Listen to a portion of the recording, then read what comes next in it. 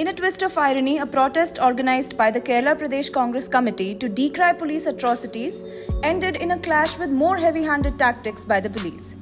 Tear gas and water cannons were used at the protesters, causing grievous injuries to those present. KPCC chief K Sudhakaran had to be hospitalized. The police even registered a case against K Sudhakaran, leader of opposition in the assembly VD Satishan, Congress MP Shashi Tharoor and many other senior party members under various sections in connection with the incident. Congress leader Shashi Tharoor condemned the police use of force, labelling it a violation of parliamentary privileges.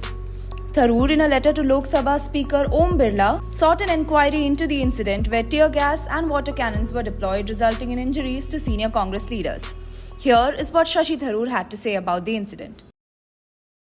Shocking experience today. I've already had occasion to raise my voice against the unjustified behavior of the Kerala police on a number of occasions. But this time I was personally a witness to the brazenness of their contempt for democracy and human rights.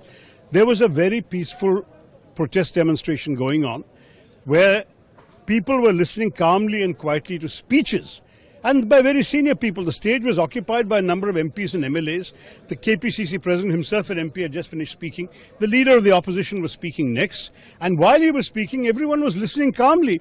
Suddenly, without any provocation, a tear gas shell explodes just behind the stage. Water cannon is being fired. Our eyes and nose and skin and lungs begin to smart and itch and burn. And we don't understand why, because there's been no provocation at all and no warning has been issued. It was the most incredible thing that we could see.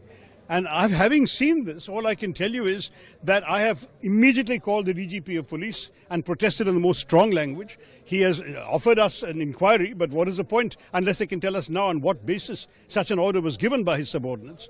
It was a criminal act, I have no hesitation in saying, and it was an act that also betrayed a contempt for democracy, because permission obtained, rally taking place, everything quietly, calm and peaceful, and this happens without any provocation, without any warning. On what basis can this be done? It is truly that Kerala is witnessing the rule of the lawless who have been given full freedom to assault the law-abiding. It's unforgivable. Well, I think we've taken it. I've already taken it up with the DGP, who has promised an inquiry. I'm also going to take it up with the Speaker of Parliament, because parliamentary privileges of half a dozen MPs on the stage were violated by this brazen act. I hope that the MLAs on stage will also take it up with their legislative assembly, because the Constitution gives us these privileges for a reason, so that people's representatives can do their work in peace without police interference. This is not even a basic principle of democracy being honoured.